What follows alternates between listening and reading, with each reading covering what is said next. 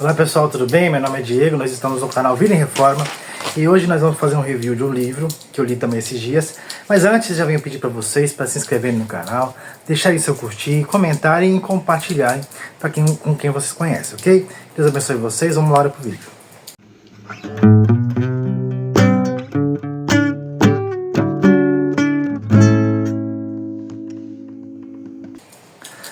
Então pessoal, o livro de hoje é um livro que, esses tempos eu fiz uma review de um livro que chama O Resgate da Fé Cristã, do Cal Henry, né? E na época do Cal Henry, tinha vários teólogos, nessa, entre aspas, cúpula teológica, que batia de frente com o liberalismo teológico, tá? E Cal Henry era um dos caras, e outro deles era o Gresham Machen, tá? Que era um cara muito importante também naquele contexto teológico, para bater de frente com o liberalismo. E ele escreveu um livro, e é esse livro que eu vou falar hoje. Cristianismo e Liberalismo, do Gresham Machen. E qual o objetivo dele nesse livro, gente? É deixar bem claro que o cristianismo não faz parte do liberalismo e vice-versa. Tá? O liberalismo não é cristianismo. Um não tem nada a ver com o outro, tá? E eu vou citando algumas partes, não vai ser muito extenso o vídeo, tá? Peço perdão por não ter repostado vídeo na semana passada, aconteceu muita coisa, mas com a graça de Deus vamos voltar aí na rotina, tá? Então hoje vamos fazer o review e eu vou postar o vídeo sobre teologia histórica na sexta ou no sábado, tá certo? Então vamos lá. Vamos começar. Se todas as crenças igualmente são verdadeiras, e algumas se contradizem uma com a outra, então todas elas são falsas. Gente, o liberalismo, uma das marcas do liberalismo teológico moderno é a questão da relativização da verdade, mas não em sua completude, tá?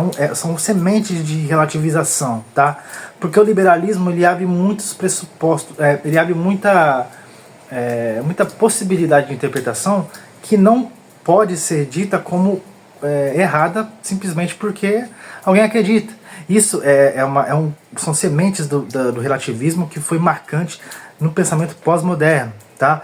E é isso que estava sendo introduzido na época de Gresham Machen, e é isso que ele queria evitar, tá bom?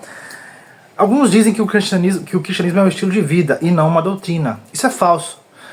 Baseando-se nessa questão da relativização, o simples fato de você falar que o cristianismo é apenas um estilo de vida, o cristianismo é amor, o cristianismo é fazer o bem, você acaba relativizando os imperativos que a religião nos ensina, tá? O cristianismo não é apenas uma ética e moral. A ética e moral está inserida no cristianismo, mas o cristianismo ele tem seus pontos doutrinários, a sua teontologia, a sua cristologia, a martiologia, tudo isso está inserido no corpo doutrinário do cristianismo. Sem qualquer uma dessas características, não há um cristianismo. Então, você entender o cristianismo apenas como um modo de vida, está errado. Está errado. E chega-se o Gresham Machen chega a falar assim que o cristianismo é uma filosofia não é um absurdo. Não é um absurdo, porque o que caracteriza uma filosofia é um corpo de ideias, é um sistema de ideias que seja coeso e que tenha um objetivo fixo, né? Um objetivo claro. Né? Seja contrapondo algum ponto, ou seja apoiando algum ponto. E o cristianismo basicamente é um corpo de doutrinas que sempre nos remete a Cristo, sempre nos leva a Cristo e ao que ele fez, na mensagem, as boas novas, né? Ao evangelho do que ele fez, tá? Então, entender isso é importantíssimo, porque o estilo de vida ele é relativo de cada um, e a relativização do que o cristianismo acaba com o propósito do que o cristianismo nasceu para ser, tá? A doutrina e a vida estavam sempre vinculadas na igreja primitiva. Uma grande religião recebeu seu poder da mensagem da obra redentora de Cristo. A doutrina e a vida sempre são linkadas, porque na verdade, se você tem uma doutrina, se você tem convicção dessa doutrina, você reflete isso nas suas atitudes, tá? Então, não tem essa. Na igreja primitiva, na história da igreja, a gente vê o cristianismo, quando é bem firmado, ele tem essa doutrina, essa questão da doutrina sempre vivendo em harmonia com a vida que a pessoa leva, tá? E A religião recebeu seu poder da mensagem da obra redentora. Então, o fundamento que dá ao cristianismo essa relevância é o que Cristo fez, não é o que nós fazemos no nosso dia a dia. O que nós fazemos no nosso dia a dia é uma resposta ao ato de Cristo na cruz. Então, o importante do cristianismo é o que Cristo fez. Basicamente é o que Cristo fez, não é a forma como nós agimos, é o que Cristo fez. E baseando-se nisso, nós mudamos a nossa vida. O reflexo do cristianismo, o impacto do cristianismo, não é um fim em si mesmo. Tá? Ele é uma consequência do que Cristo realizou no nosso coração através do Espírito Santo. Tá? O Sermão do Monte nos ensina requisitos para a entrada no reino de Deus, o que nos mostra a nossa incapacidade de cumpri-los. O que nos leva aos pés da cruz. As obras não são um ponto do cristianismo. Tá? As boas ações não é o ponto do cristianismo. O ponto do cristianismo é mostrar a incapacidade das suas ações em te justificar, em te redimir. Necessariamente precisa-se do Redentor, que é Cristo. Jamais teremos um contato vital com Cristo se dermos atenção à sua pessoa e negligenciarmos a sua mensagem. Pois a mensagem presta atenção, é a mensagem que o faz nosso. O que o autor quer dizer com isso? Você falar assim, eu sou de Cristo, eu sigo a Cristo, o que Cristo é esse? É o Cristo da Bíblia. Eu não sou uma pessoa muito especialista em teologia, mas eu sei que Cristo é meu e eu sou de Cristo, tudo bem. Você acaba crendo em algo que você denomina Cristo, mas que é relativo e que não é definido. O que nos imposta de Cristo, o que faz Cristo ser nosso, é a definição que temos sobre o que em Cristo é. Tá? Então, se nós vemos que a nossa compreensão de Cristo é rasa, então o que temos não é Cristo bíblico, mas é apenas uma noção do que achamos que é Cristo. Esse é o ponto. A mensagem de Cristo é o que faz dele nosso. Só entendendo o que ele fez na cruz, nós também entendemos que Cristo é o que ele é. Ele fez o que ele fez. Tá? O liberalismo perdeu todo o senso de distância que separa a criatura do Criador. A raiz do liberalismo moderno é a perda da consciência do pecado. O liberalismo, ele entende, ele relativiza o pecado. Tá?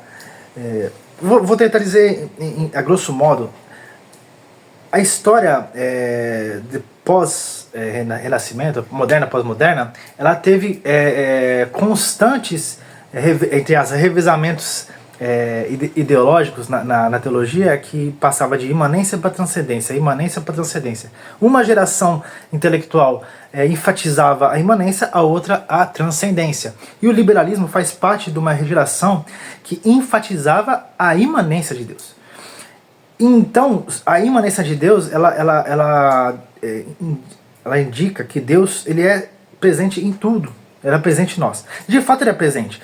Mas a questão de deixar de lado a noção da transcendência, ela acaba danificando a nossa consciência do que Cristo, do que Deus é em sua soberania. Tá? Então, essa questão da imanência, ela relativiza muito a mensagem da Bíblia. Tá? Porque você coloca Deus no nosso lugar sempre. Tá? E o liberalismo teológico acaba botando muita divindade no homem. Entenda, não estou falando que ele acredita que Deus é homem, mas ele coloca muita carga de bondade no homem, onde o pecado, na verdade, são ações pontuais. E não é uma essência, não é uma corrupção da essência, entendeu? Então, o liberalismo teológico ele danificou muito isso e ele, digamos que, ele proporcionou aos entre aspas, fiéis, um cristianismo mastigado, um cristianismo fácil de digerir, né? Porque é muito fácil você seguir uma ideia que quem controla todas as coisas no mundo é o homem. Isso é muito fácil de entender, é muito fácil de absorver. Você deixar todas as coisas ao controle de Deus ou ao controle de outro ser, é difícil para o homem. O homem tem a tendência a controlar tudo. Então esse é o ponto que Geshe Michener pontua aqui. O liberalismo moderno afastou a nossa consciência da distância que temos de Deus pelo pecado.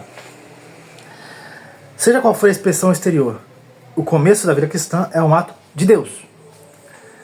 É o que ele fala, consequentemente ao entendimento de que o liberalismo em relação ao pecado, o Gresham Machen destaca. Gente, a vida cristã ela começa com um ato de Deus.